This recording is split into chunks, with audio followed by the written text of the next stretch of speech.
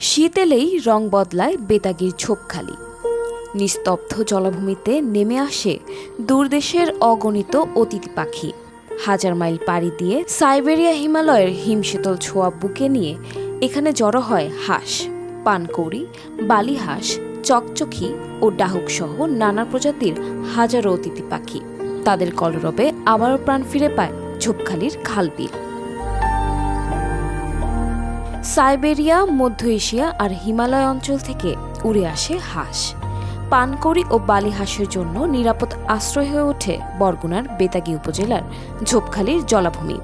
এটি শুধু জলাভূমি নয়, এ যেন প্রকৃতির উন্মুক্ত ক্লাসরুম, যেখানে মানুষ শেখে সহাবস্থান আর প্রকৃতি শেখায় ভালোবাসা, খাদ্যের প্রাচুর্য, নিরিবিলি পরিবেশ আর প্রশান্ত নীল জল।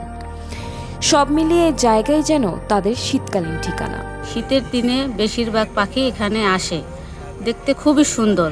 অতিথিরাও আসে দেখে যায়, আমরাও যাই বাচ্চা কাচ্চা নিয়ে। মেহমান আসলে বাড়িতে আমরাও ঘুরতে যাই।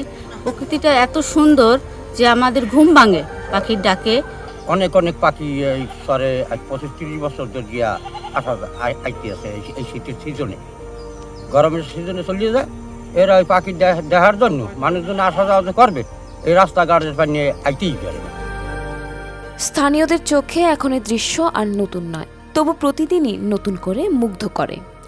ভোরের প্রথম আলোয় ডানার ঝাপটানি, জলের বুকে ভেসে থাকা পাখির সারি, এই দৃশ্য দেখতে দূর দূরান্ত থেকে ছুটে আসেন প্রকৃতিপ্রেমীরা।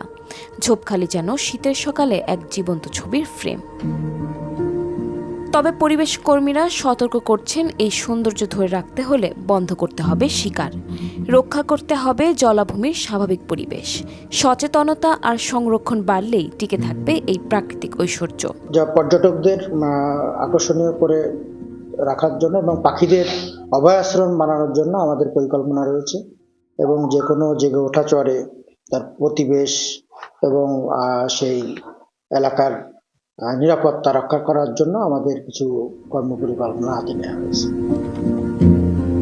ডানার ডাকেই জেগে ওঠে জলাভূমি প্রকৃতির এই অনন্য উপহার।